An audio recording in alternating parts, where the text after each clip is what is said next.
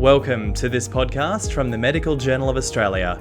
My name is Sam Hunt, the MJA's News and Online Editor. Today we are discussing improving the health and well-being of Aboriginal and Torres Strait Islander children across Australia. My special guest is Professor Fiona Stanley, a prominent epidemiologist known for her public health work and her research into Indigenous health. Professor Stanley trained as a medical doctor at the University of Western Australia. She is a distinguished professorial fellow in the School of Paediatrics and Child Health at the University of Western Australia. She is patron of the Telethon Kids Institute, where she was the founding director. Professor Stanley, thank you so much for joining me today. Thank you very much for having me, Sam.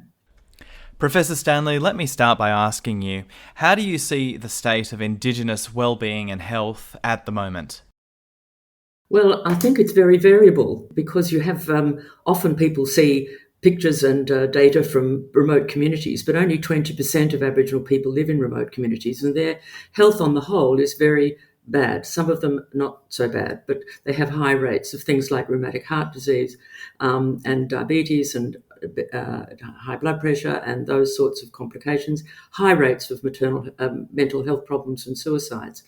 When you look at some of the health outcomes within cities, and you have outcomes that are much better.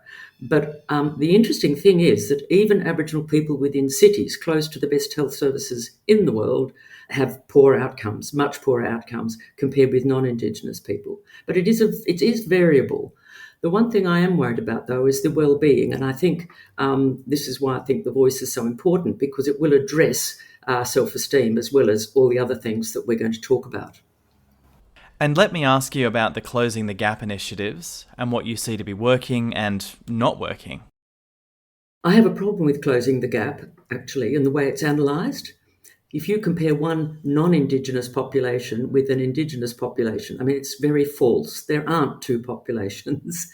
There are a variety of Indigenous populations and a variety of non-Indigenous populations. And the best way to analyse these data would be to actually analyse within Aboriginal populations those people who are doing very well compared with those people who are not. But if you do have just the comparison and look at the gap, it's not going well. Some of that's due to the fact that whilst Aboriginal rates for things like infant mortality are actually improving, they're not improving as fast as those from non-Indigenous kids. So, in fact, the gap is still there. The things that worry me are things like Year 12 retentions, which are incredibly important and predictive of later problems in Aboriginal children. So I think it's important to have Closing the Gap, but we have to look at it more intelligently, I think. And let's unpack why some of those Closing the Gap initiatives are not working. There are two major reasons why Australian governments have not had effect on Closing the Gap. The first major set of reasons is that governments implement projects without Aboriginal voices, which in fact either cost a lot of money and are useless, or cost a lot of money and are damaging. And the best example of that is the Northern Territory intervention set up to reduce child sexual abuse in the Northern Territory in response to the Little Children Are Sacred report. And every year after that expensive, punitive intervention, child sexual abuse went up. The second major reason is that what we were going to talk about, which is the incredible success of Aboriginal community-controlled organisations in influencing the health and well-being, particularly, I think, because of my bias, in Aboriginal children, mothers, families. And what happens with governments is they defund them or underfund them or don't value them. And that's happened. The worst example of that happened is the Aboriginal-controlled early childhood centres, 70 of them that existed around Australia, funded by the Commonwealth Government. And in 2015, Abbott, Turnbull, Scullion and Birmingham defunded them. Now, we know the evidence for early childhood intervention is overwhelming. So we tried very hard to get that reversed, but it didn't happen. And now people are wondering why all these kids are going off the rails all over the place. So, it is a lot of evidence now to show that if Aboriginal communities, Aboriginal community-controlled organisations are given a voice and funding, they will make a huge difference. The best example is COVID. Yes, and let's talk about the COVID-19 pandemic and what happened in Indigenous communities, and perhaps the importance of self-led initiatives. It was remarkable. You know, and all your listeners will know, that the Aboriginal communities in every country in the world were at very high risk from COVID. They had chronic disease, they lived in poor circumstances, they have low health literacy. You know, they already, the Australian Aboriginal doctors and Aboriginal health professionals knew about H1N1 flu in 2009, how devastating it was for the Aboriginal population. They swung into action from NACCHO, the National Aboriginal Community Controlled Organisation in Canberra, headed up by Pat Turner, right down to local communities, including remote communities. They swung into action and demanded the interventions that would protect their communities. They wanted testing, they wanted masks, they wanted health care, telehealth. They wanted to close the communities. Across the nation, partnerships were set up between the Aboriginal medical services and other health services, other welfare services, because if you're closing communities, you've got to provide healthcare, you've got to provide food, you've got to provide all of these things. And it's extraordinary what happened between 2020 and 2021, to the end of 2021. Aboriginal people had 6 times fewer cases than we did. That's a complete reversal of the gap. There were no deaths. There was 1 person in intensive care, and there were no cases after the Black Lives Matter marches. By the end of 2021, when they started to roll out the vaccines, they didn't take the right voice from the voice. They opened the communities too soon, and they stuffed up the vaccine rollout. It was then more cases happened. But still, if you look at other colonised Aboriginal populations around the world, this was the best result in the world. I mean, they were better than us. And I wish I could have got this out more into the media, but somehow they didn't like the story. And, it is the most remarkable evidence for giving a voice to Aboriginal people and letting them implement the services in partnership that were going to make the biggest difference to their outcomes. It is a superb example of a voice. Let's turn to now a study done by the Telethon Institute, the West Australia Aboriginal Child Health Survey, which received an enormous participation rate and really showed that the Indigenous population trusted the Telethon Institute to share their issues. But really, this study uncovered enormous issues with forcible removals, which impacted multiple generations. Oh, I'm so glad you asked this question, because this was an incredible survey. There's not been one like it anywhere else in the world in any Indigenous population, to my knowledge. But in 2003, the Institute, and it was a fabulous team headed up by Steve Zubrick and Sven Silburn. Ken Wyatt was involved, Ted Wilkes, a whole group of Aboriginal people, including interviewers. But usually when you go out and do a survey, you might be lucky to get 60, 70% participation. We got 90%. And that was across 12,000 families and children and their parents and grandparents and carers across the whole of Western Australia, in every community and town and city. It was an extraordinary response rate because Aboriginal people trusted us to listen to their stories and to do something about it. And we looked at the extent to which these families reported forced removals of grandparents, parents, and between 40 and 60% of all ATSIC regions in Western Australia reported stolen generations. So it was a truly stolen generation. But what was remarkable was when we looked at the children's whose families reported being stolen compared with those which weren't, not just first generational effects, not just second generational effects, but third generations and continuing to today, the impact was enormous. They had 2 or 3 times the rates of mental health problems, substance abuse, gambling, and even birth weight was affected, lower birth weights in the group who had the history of being stolen. It was a devastating impact. And I always say, actually, Sam, that if we'd had this kind of thing happen to us, we would have the same outcomes as they do. It's not an Aboriginal problem. It's actually a marginalisation, genocide, cultural genocide problem. And for people to say that we have to get over it now, that was years ago. Today we are still seeing the impact on children, on families of this stolen generation. So it was a very important study. It's interesting that when we produced the first results, the Canberra bureaucrats didn't believe it, so we had to reanalyse the entire data set and then present it in other papers. So to give our audience a bit more background, you've dedicated your career to research into child health and Aboriginal child health. From your perspective, how important is it to get the settings right in early childhood to ensure that people have the best chance of health during their life, and taking into account the social determinants of health?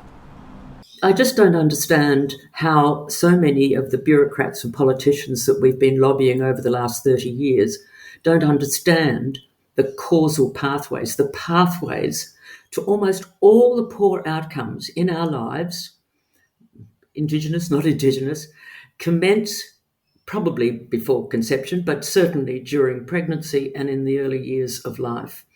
And overwhelmingly, this poor outcomes arise in poor socioeconomic circumstances. So your chances of having a healthy and successful life where you can participate in society depend on who your mother is, how educated she is, where she lives, the circumstances in which she lives, and whether she's married or not. That is the most important predictors of how you're going to be, because the kinds of mothers and families that live in poor circumstances cannot provide the kinds of environments that are for the future health of their children. Now, we know that in the whole of society, it's across the board. It's not just in the marginalised Aboriginal people, but in the Aboriginal populations around the world, it is huge. The impact is huge. And that's why I get very excited about the power of turning that around by providing early childhood services, particularly those run by Aboriginal people, for these populations.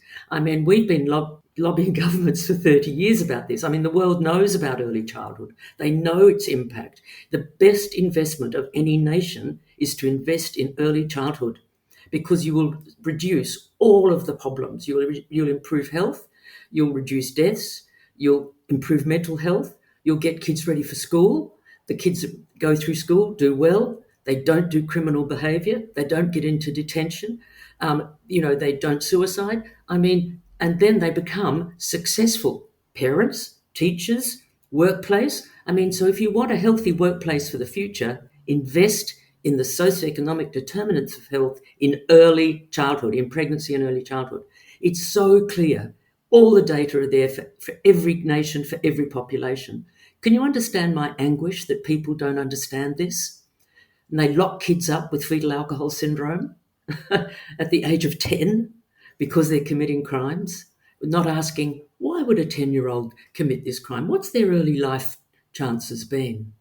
So in a way, I'm very excited about this because it will solve any problems. It will reduce the health budget, the justice budget, the child protection budget. Anyway, I could go on, and I should not because I'm meant to be brief, but you can understand my anguish.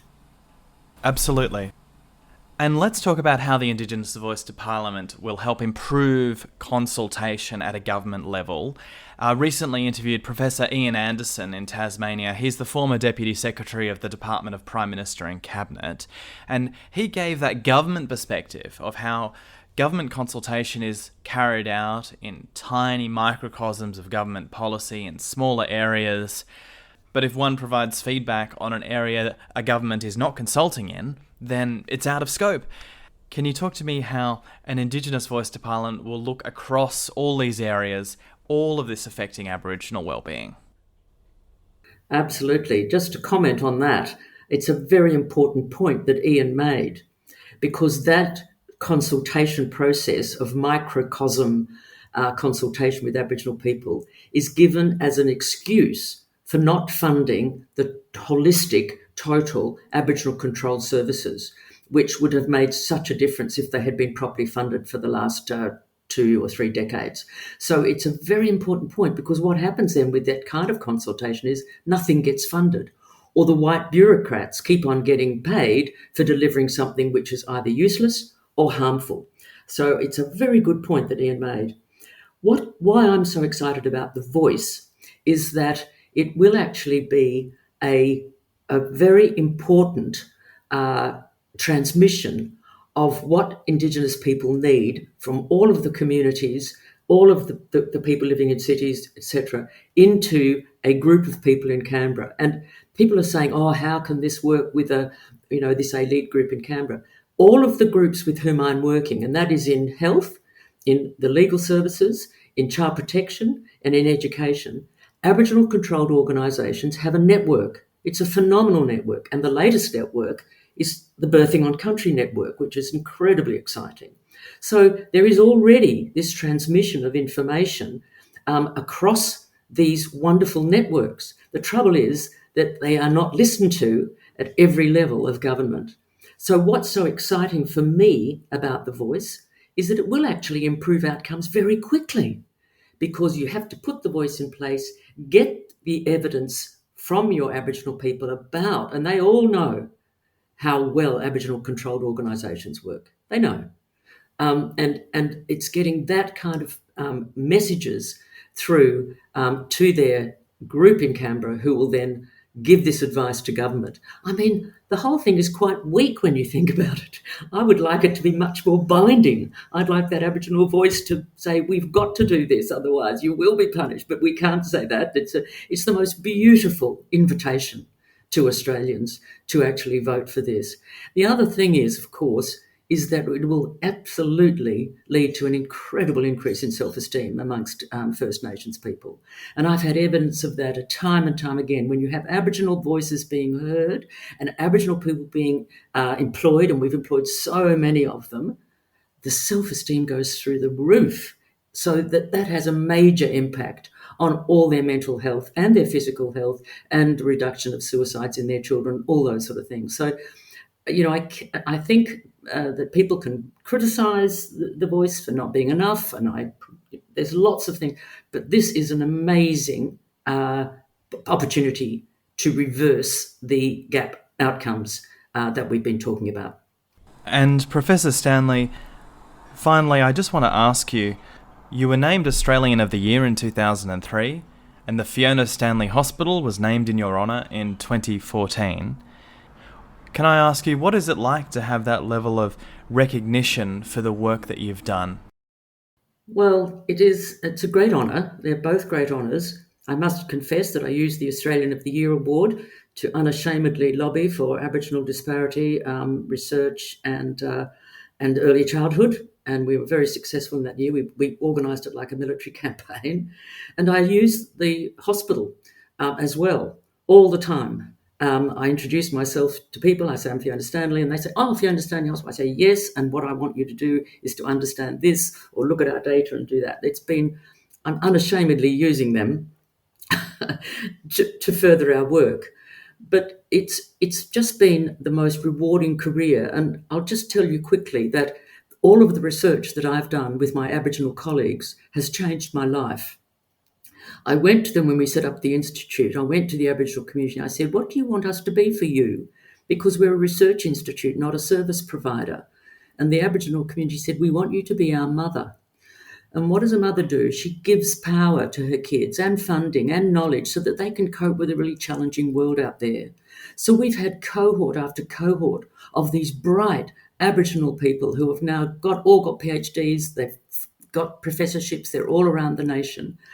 Now, this is what I know. I know that this is happening. I know that there are so many competent Aboriginal scholars and Aboriginal people and health professionals and others out there.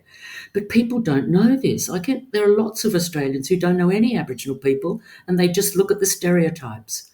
But I have been so privileged to have worked with this group of people who have taught me different ways of doing research, different understandings of how important culture and country are to the Aboriginal health and well-being of their populations. And, we have so much to learn. When I was doing the interview with Norman Swan and Donna Archie, Donna was describing what the Aboriginal Health Service looked like. And Norman Swan said, gee, we'd all like a health service like that, wouldn't we? So I may be considered to be an idealistic radical, but I do believe that the Aboriginal ways of doing things, which we've researched so thoroughly over the last 40 years, are really important for all of us, not just for Aboriginal people.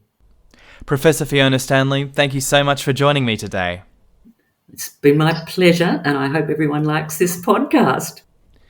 Professor Fiona Stanley is a prominent epidemiologist known for her public health work and her research into Indigenous health. She trained as a medical doctor at the University of Western Australia. Professor Stanley is patron of the Telethon Kids Institute, where she was founding director, and she was Australian of the Year in 2003. You can find more podcasts on our website at mja.com.au or wherever you get your podcasts. Thank you so much for listening.